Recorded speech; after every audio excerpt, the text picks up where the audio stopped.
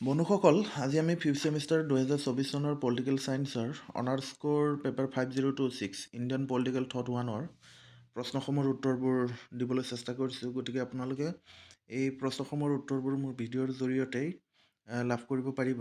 আগন্তুক ভিডিঅ'সমূহ পাই থাকিবৰ কাৰণে মোৰ চেনেলটো লাইক, ছাবস্ক্ৰাইব আৰু শ্বেয়াৰ কৰি দিব আৰু লগতে বেল আইকনটো বজাবলৈ নাপাহৰিব। এতিয়া আহক আমাৰ প্ৰথম প্ৰশ্নটোলৈ। প্ৰথম প্ৰশ্নটো হৈছে state and government in ancient India নামৰ গ্ৰন্থখনৰ লেখক কোন? আনন্দ সদাশিৱ আলটেকাৰ। উত্তৰ। নেক্সট কুৱেশ্যন, ধৰ্মতন্ত্ৰ মানে কি? ধৰ্ম সম্পৰ্কত ডক্টৰ সৰ্বপল্লী ৰাধাকৃষ্ণনে কৈছিল, ধৰ্মই উৎসৱ জড়িত পবিত্ৰতাকে নুবুজায়। ধৰ্ম হৈছে আধ্যাত্মিক দুঃসাহস। ধৰ্ম অকল জ্ঞানী নহয়, ই কৰ্ম বা কাৰ্যকৰীতাও। ইমানখিনি লিখিলেই হ'ল। নেক্সট, সংমিশ্ৰণবাদৰ এটা উদাহৰণ দিয়া। উত্তৰ হ'ব হিন্দু আৰু মুছলিম পৰম্পৰাৰ মাজৰ সমন্বয়। নেক্সট, শান্তি পৰ্বত কিমানটা অধ্যায় আছে? 365 chapters in the traditional version and 353 chapters in the critical edition. Next,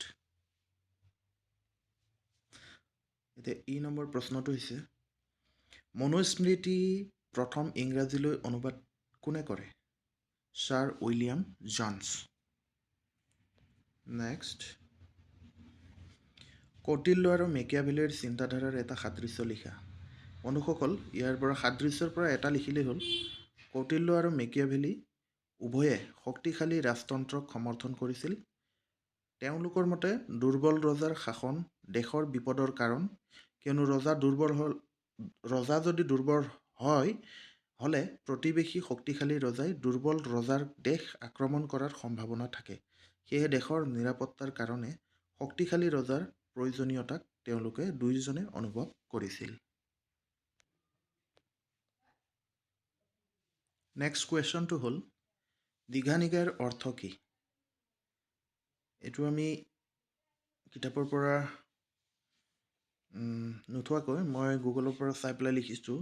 the Digha Nikaya collection of long discourses is a Buddhist scriptures collection, the first of the 5 Nikayeshwar collections in the Sutta Pitaka, which is one of the 3 baskets that composed Pali Tripitaka of Theravada Buddhism.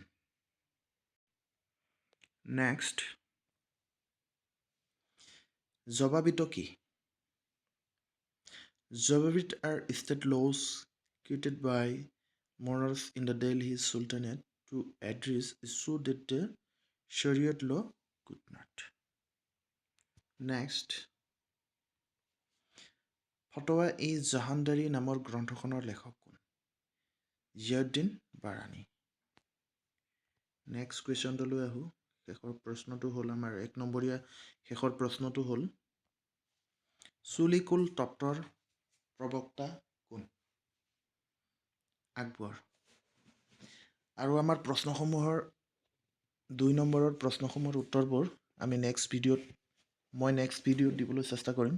গতিকে আপোনালোকে মোৰ ভিডিঅ'টো subscribe, like আৰু বেল আইকনটো দবাবলৈ নাপাহৰিব।